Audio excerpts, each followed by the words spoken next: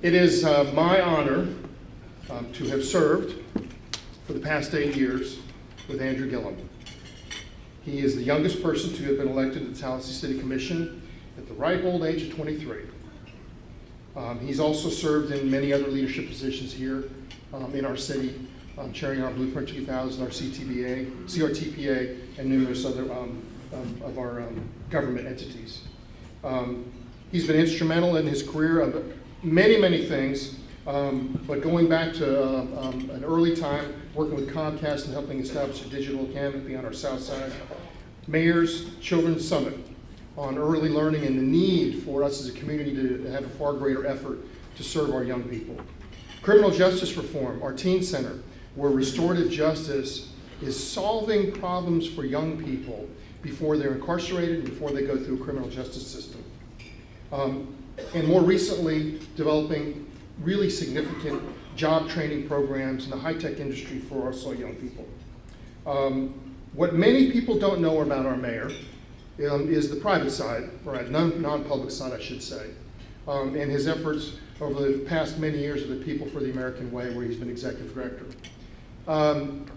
In my capacity on the National League of City Board, I travel a great deal around the country. And it never ceased to amaze me, just about every one of the places I travel, someone will come up to me and mention, "I know your mayor, Andrew Gillum." And I ask them how. And it's because Andrew had a large part with bringing them in for People for the American Way, teaching them about policy, helping them with leadership. He has made a significant difference in getting young people around this country to get engaged in politics. And I can tell you that's really important. So for that, I want to thank you. Thank you. For me, and I know many of you may remember this, but one of the greatest votes the mayor ever had, decisions he ever made, was when he decided to nominate me to join the city commission some 8 years ago. You like that, didn't you, Steve? And for that also I am grateful, because it has been a real honor to have served. Finally, before I ask him to come up, and I'm sure many of you were there, back in 2003 at the Silver Slipper, it was a Tiger Bay meeting, and a young man from Florida A&M University came to speak with us. And he came to talk about his wishes to run for the Tallahassee City Commission. He said something that for me has stuck with me all these years, and I try to use it in just about every presentation I give. And that is, he said his dad gave him advice whenever he spoke to practice the 5 B's. Be brief, brother, be brief. I hope I have done that, ladies and gentlemen, our mayor, Andrew Gillum. Thank you for that, Bill. Thank you very much, Gil, for the walk down memory lane. And thank you to the Tiger Bay for allowing me back to bring a couple of remarks during what for me has been kind of a long departure from this group.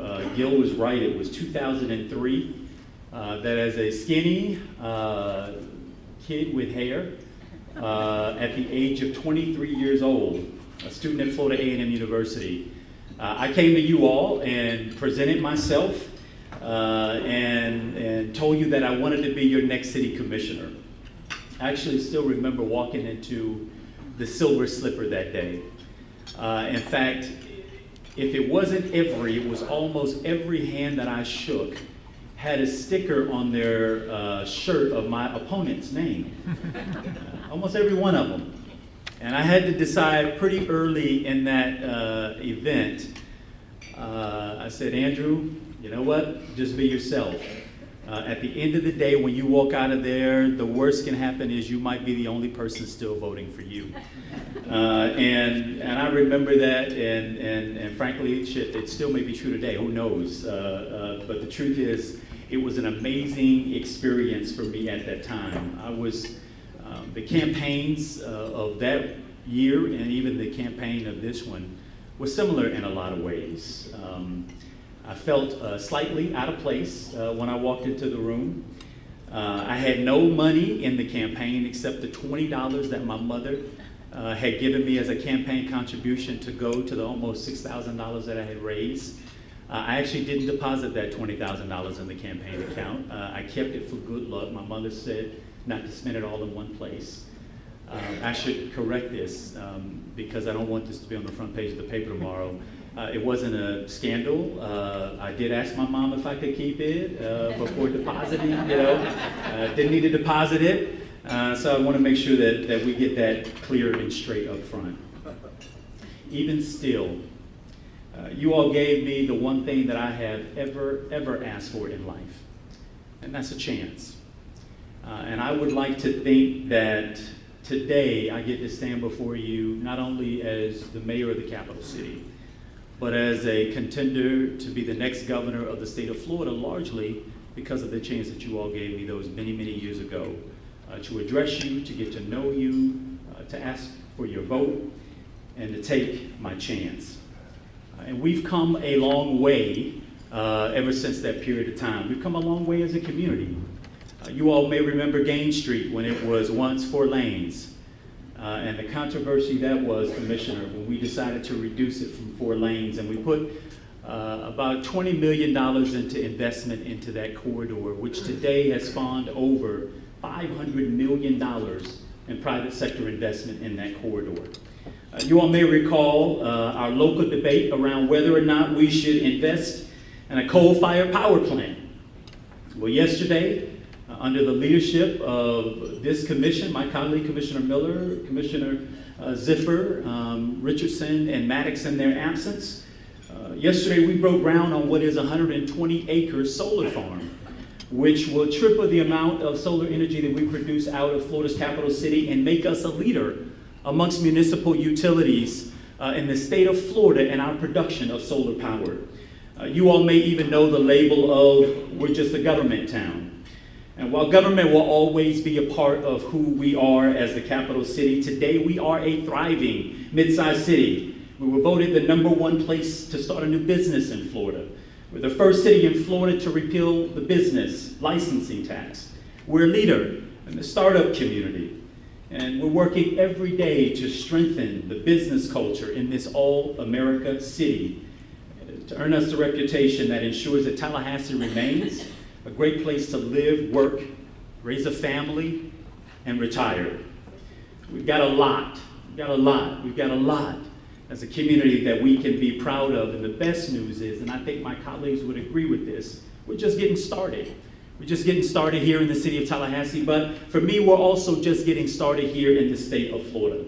I know that without a doubt that the stakes are much higher at the level of running for statewide office and indeed serving in statewide office. In fact, our first objective is going to be to make sure that this is a state where we can put this economy on track so that it serves all of us, not just some of us, but that this state's economy can once again serve all of us. Some of you all may know that I was born in Miami, Florida. I'm the 5th of 7 children to my mother, all boys and 1 girl. She's my baby sister. She works for the Southern Poverty Law Center, and I am exceedingly proud of her. And you all should know that she keeps us all very much so in line. I was born to my parents, my mother who was a school bus driver growing up, and my father who was a construction worker. My parents worked extremely hard. In fact, I would describe them as some of the hardest working people that I know. They worked extremely hard. And with their love and with their sacrifice, a community that supported me, and the quality of a public education that I received as I matriculated in Gainesville and in Miami, and then in college here in Tallahassee, I became the first in my family to graduate from high school and then to graduate from college. And to have my little brother and sister come behind me to do the same thing, I know what it means to see intergenerational poverty disrupted. Growing up, I spent a lot of time with my grandmother. My grandmother, Ella Baker Jackson, not the famous Ella Baker. She was famous to me. We spent a lot of time together because she'd get me and my siblings ready for school in the morning, and she would have a little bit of advice for us as we left the house every day. She said, "Boy, go to school, mind your teachers, get your lesson, and one day bring that education home." She said, "Bring it home for your little brother and your little sister who don't know what it is yet. Bring it home." She said, "Bring it home for your mama and your daddy who get up every day to go and slave on somebody else's job so that they can keep a roof over your head, clothes on your back, food on the table. bring it home. She told me to bring it home for that little boy down the street that I played with. God knows where he's going to end up. Bring it home. I didn't know in the moment, but I would later learn that what my grandmother was communicating to me was that I was responsible to more than just myself. I was responsible to my parents. I was responsible to my siblings. I was responsible to the boy down the street that she didn't even like. I was responsible to them.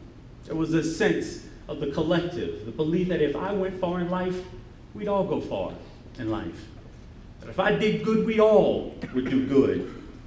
And the truth is that that is also true, and it needs to be true here in the state of Florida. Today, people are working harder than ever before to make ends meet.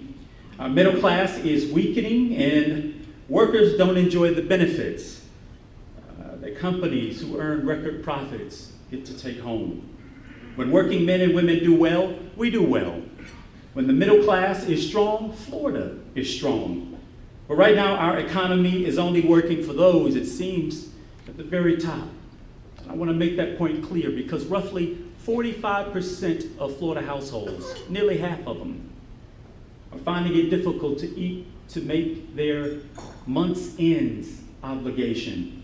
They're literally trading between which bills to pay, when to pay them, before something gets cut off. As governor, I want to create jobs at every rung of the income ladder to rebuild a strong middle class in this state where people can work hard, earn financial security, and an income that rises with the cost of living. I want folks to be able to afford to go see a doctor, to send their kids to college, and to go on vacation every once in a while. That shouldn't be too much to ask in a state like ours. But that means opening the doors of quality public education and affordable health care for all people. Unfortunately, my grandmother's words that we're all in this together rings hollow too often in the bowels of power. People are no longer confident that their kids will live a better life than they did. And quite frankly, they are right to be worried in our state. Because since 2007, Florida's median household income is down by more than 10%. Wages are down nearly two-thirds of Florida counties. 40 out of 67, wages down. Poverty is up amongst every demographic group in this state. Floridians are proud and we're hardworking people. We're creative and we're thoughtful people. We care passionately about shaping a brighter future for ourselves, but also for our children. It's our political leadership or the lack thereof that has failed us. I'm reminded in this moment of the story of the Maasai people. The Maasai are an East African tribe, and it's a tribal community that is known for demonstrating excellence in all things. But they're also known for the way in which they greet each other. How you or I may encounter each other and say, hello, how you doing, what's up? When the Maasai people encounter each other, they ask a very simple question. Simple, but thought-provoking question. They say, how are the children? And how are the children? And how are the children? And the reason they ask, and how are the children, because they are a community that believes that society is measured best by how the children are doing. And quite frankly, wouldn't we be an amazing state if we were to decide how well the state of Florida is doing by how well our children are doing? All of us want to give our kids more opportunities to succeed and to thrive than we had, no matter where we grew up, no matter how much money our families make. All of us can relate to that belief, that experience, that desire. But if we were to look at ourselves in the mirror today in Florida, we would have to admit that the children are not well. The children aren't well because they see that a quarter of their peers are growing up in poverty. They're not well because too many of their families cannot afford to get sick. And if they do get sick, it could mean bankruptcy for their family. They're not well because too many of them cannot afford to go to college without being saddled under a mountain of debt. They're not well because their parents are trapped in an economy that delivers record profits for special interests and massive bonuses to the top, while they struggle with shrinking paychecks and too few benefits.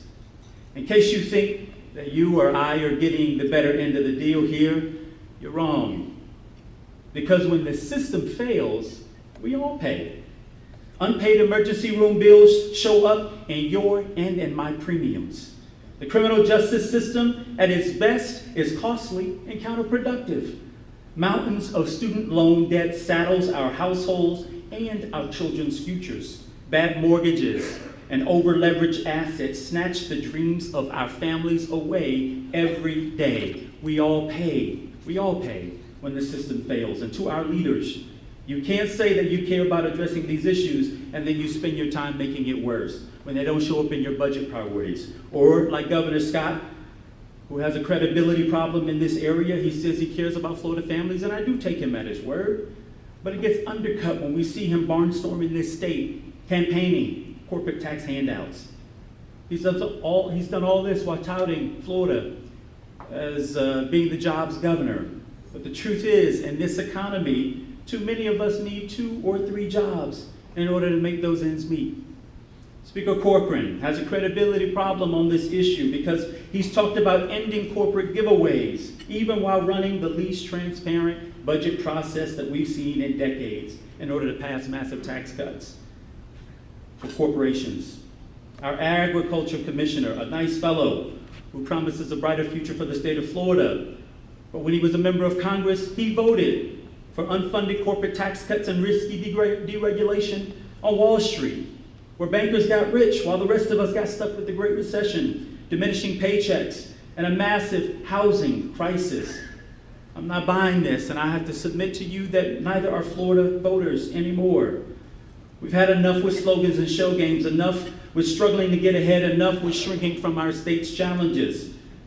And I'm in this campaign for governor to say that the old way of doing business is over, that Floridians need a champion again, that they're looking to earn a living that supports their family, and they're looking to earn a living where they can work in jobs and jobs with dignity. Too many of our children are not well because of the obstacles that we've seen erected in this state over the last 20 years. The key to rebuilding, in my opinion, our economy, it's not an easy answer, but I believe that it's worth pursuing. If we were to take leaps and bounds toward revitalizing our public education system into one that is less obsessed with test taking and more obsessed with helping our children learn, we're testing our kids at an unhealthy rate. So much so that some of our kids in this state are popping pills, anxiety medication, because they're afraid of what their futures foretell. What these tests also don't tell us is that these tests aren't truly preparing our children for the modern economy or good-paying jobs that we want them to be ready for. Instead, we have Republican leaders calling our schools failure factories. That's a quote. And referring to teachers as evil. Yet, they can barely get their work done when they're sent here to produce a budget. Under Republican leadership, we've slashed investments in skills training, including wood shop, electrical, mechanical, vocational classes that are creating pathways to good-paying jobs that could support an individual's family, right? We swapped out these practical and highly effective training programs for a regime of high-stakes testing, and our economy is suffering the consequences of those decisions. It's time for us to end what is, in my opinion, a failed strategy of high-stakes testing and revitalize our trades. I'd like to propose what we call Shop 2.0, where we say every student in this state, if you want to learn a trade, no matter your gender, no matter what county you live in, that you can begin today in your classroom. And if college is within your future, when I'm governor, we'll make significant investments in making sure higher education is more affordable. Every Florida student should have the opportunity to go to college without graduating under a mountain of debt and with the skills to succeed in an increasingly technology-focused economy. Every car coming off of an assembly line has a computer in it. Healthcare is becoming even more technology-focused. Our teachers are teaching with tablets when they can afford them. Everyone needs to be tech-ready when they graduate so that they're not forced into holding multiple low-wage jobs in order to make their ends meet. Here in the capital city, we've been ahead of the curve and made our city a national leader. President Obama, when he was in the White House, named Tallahassee just one of 50 cities in America to be a tech-hire city. right? And that kind of investment doesn't just happen by accident. In fact, when we make those investments, we make our state more competitive and foster a thriving economy that attracts top industries to this great state. That's an economy where high-tech manufacturing jobs takes place all over the state of Florida, where the newest fitness app comes from a graduate from a Florida public university, where breakthroughs in cancer treatment come out of research laboratories based on our campuses right here in the state of Florida. Right now, just so you know, we're ranked 35th in America in Bloomberg's State Innovation Index.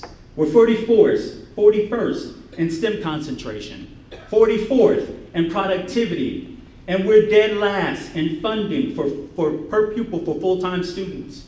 When I'm governor, we're going to boost our spending in STEAM education and encourage and challenge more of our daughters to take STEAM courses so that Florida schools are producing the next round of great American scientists. We're going to raise our spending for full-time students instead of diverting tax dollars to pro-profit charter schools. We're going to make research and development a cornerstone of our state's economy to maximize our world-class institutions. And we're going to finally invest money in our kids at the earliest possible point. You heard Gil reference this. He and I share a passion for what it means to invest early in our children's education. Over 90% of brain development happens in our kids before the age of 5. 85% of that between the ages of 0 and 3. Some people consider these throwaway years, but they're not. They're foundational, they're fundamental to helping determine our children's future trajectory. As mayor, I work with our partners to expand early education programs because we know that these years are critical. And when I'm governor, we're going to make up, in my opinion, for what has been lost time by finally building an education ecosystem that prepares our students for the most innovative economy that we can have in this state. We must improve our students' quality of education, its accessibility, its affordability, and its impact on their very futures. In a few years' time, we'll be able to answer in this state that the children are well because they're truly learning and they're better prepared for the future that they will inherit. And if we care about our children's well-being, we must address the massive healthcare crisis facing us today. Donald Trump, Paul Ryan, and Rick Scott are working together to strip healthcare from over 20 million people, including people right here in our very own state. They want to repeal the protections that we've seen to lower the uninsured rate. They want to leave people out there on their own. And these aren't just my words. You can look at the sources. It's well documented. Last month, I met a young woman named Avril who lives in Tallahassee. Her sister has Crohn's disease. And thanks to Obamacare, she thanks Obamacare that she and her family have the coverage despite the pre-existing condition of her sibling. Despite their modest lifestyle, they know that their daughter can get health care. Her parents know this, that they can get health care. By the way, her father is a Vietnam veteran. He's a public school teacher. Her mother was the first in her family to graduate from college. But thanks to President Trump, Speaker Ryan, and our very own governor, their never-ending mission to destroy Obamacare, her family is going to lose what is the most essential piece of health care: security and peace of mind. Some of us like to harp on the cost of health care, and it does represent a huge portion of our state's budget. I certainly agree that it needs to be made more affordable, but it's also more than about just cost. It's about security. The knowledge that if something horrible happens to a loved one, that they'll be taken care of. The knowledge that if they were born with a genetic disorder or a chronic illness, that they won't be denied coverage or face inhumane choices between bankruptcy and access to health care. And with that security and peace of mind, there's an entire economy of good-paying jobs around it. People visit their doctors. They speak with their nurse and specialists. They undergo tests and they undergo screenings. Those are all required skilled workers, machines and facilities, so that why then, you have to ask, why then is our state intent on spending so little on health care? Why are we 48th in Medicaid spending in this country? Why did Governor Rick Scott, through the Obama administration, turn down $51 billion? That's 5-1 billion, 5 million just last, 5 million just last year, into what could have gone to help healthcare in this state? Why did he slash hospital reimbursements by hundreds of millions in order to pay for tax cuts? There was no need to do that. There was no urgent need to do that. It was a reflection of priorities. There's a simple answer to these questions, and it is that our leadership has shrunk from the challenge of addressing healthcare. When he turned his back on President Obama's Medicaid dollars, simply because of partisanship, he turned his back on better healthcare outcomes and good-paying jobs for those of us, real people in this state. An administration under my leadership will change that reality and provide our kids the opportunity they deserve, no matter what zip code they live in. We're going to protect people with pre-existing conditions by working with the legislature to craft a law that provides people the security guaranteed to them under Obamacare. Fix it, yes, but make sure that we don't rip the rug from underneath people who rely on it. Because the truth is that we all, every last single one of us in this room, have had to come to rely on the healthcare system at some point in our lives. And until our leaders finally muster the courage to fix it, our children are not going to be well. And while Governor Scott has turned his back on healthcare, he and Donald Trump have done even more to bury their heads in the sand when it comes to climate change. The governor banned the use of the words climate change in state documents. It was well recorded around these parts. Despite the fact that Florida is at the epicenter of the impacts on climate change. The governor tried his best to say Florida is a national leader, and in one way he's right. Our state is #1 in the nation in total property and business dollars at risk for global climate change. But we've done very little to nothing to address this challenge, probably because we're not allowed to talk about it. And today, President Trump is on the verge of pulling the United States out of the Great Paris Climate Change deal. And guess what that puts us? It puts us in the great company of Syria and Nicaragua as the only 3 nations in the world not to be included in that agreement. Instead of burying our heads in the sand, we should go down to Collins Avenue in Miami Beach, where on a non-rain day, they're closing down the street due to high tide.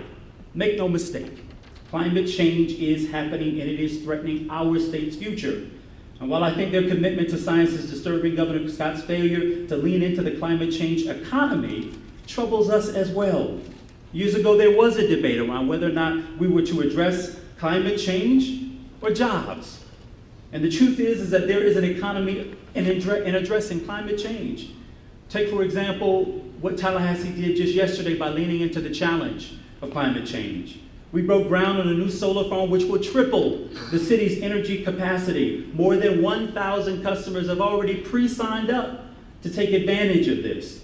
And we'll be able to harness the renewable energy that is produced here in our very own state. When I'm governor, we're going to make this program scale up. And up and down this state, we're going to make it mean something to be part of the Sunshine State. We're going to be a leader in this country when it comes to production of solar energy. If we commit to growing our state's solar industry and capacity, we'll put women and men to work right here in Florida. If you want a solar panel installed on your home or your business, you can't outsource that job overseas. You got to send a man or a woman up there to do it. Our state can harness these dollars and our purchasing power within our universities from Miami to Tallahassee and everywhere in between to study the threat and build Florida's economy into a more resilient economy. Governor Scott has shrunk from the last 7 years this process, and in the process of shrinking from it, he's endangered our state's future. He's made it more difficult for every Floridian and parent to look their children in the eye and say that we're leaving this place better than we found it. So I want y'all to know that we're going to win this race. I'm going to go every place that I'm invited and places I'm not invited. Places where I'm welcomed and places where I'm not welcome. Why? Because when you're the governor of the state, you're the governor of all of the state of Florida. And you got to be in touch with people all across this state to understand what inspires them, what makes them afraid, what it is that we've got to do to encourage them to not give up on the great state of Florida. And the reason why I'm in this is not just to see my name elected governor of the state of Florida. I'm in this race because of who loses when we don't win elections. It's the 1.5 million people who had Medicaid expansion withheld from them. It's the children who are being told that they are in failure factories.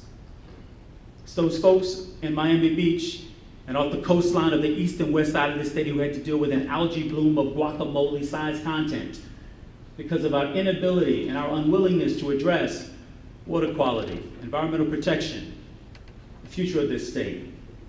And so I plan to run this race, and I'm going to go everywhere, and I'm going to talk to everybody. And what I would love is to ask you all to join us on this, what may feel like an improbable journey, but I believe is wholly possible as we compete to win back the state of Florida for the people of this state once again.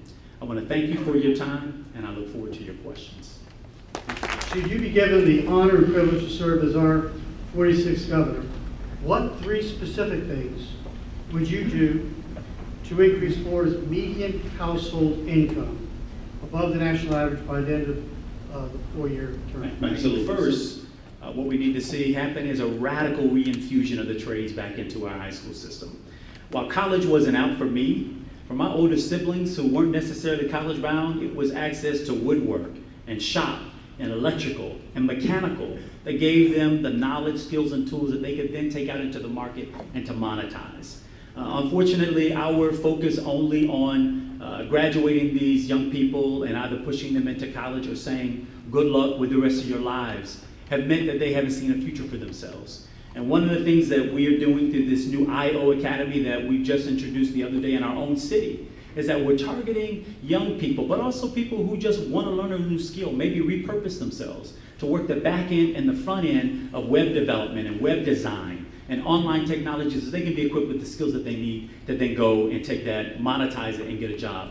How do we know that the need is there? Because when we surveyed, in addition with our partners at LinkedIn, there were over 500 jobs that were advertised for on average 10 to 12 months in the tech sector that went unfilled because the talent didn't exist. Over 1,500 across this region, so that's number one. Number two, one of the things that I think we've sorely missed out on an opportunity to do in conjunction with our university and our community college partners is to lean into the technology that I think that exists in this state, the opportunity to harness the technology that exists in this state around our solar energy and solar energy capacity. Should we make the commitment? Should we make the commitment, which right now our commitment is de minimis in this state to solar energy?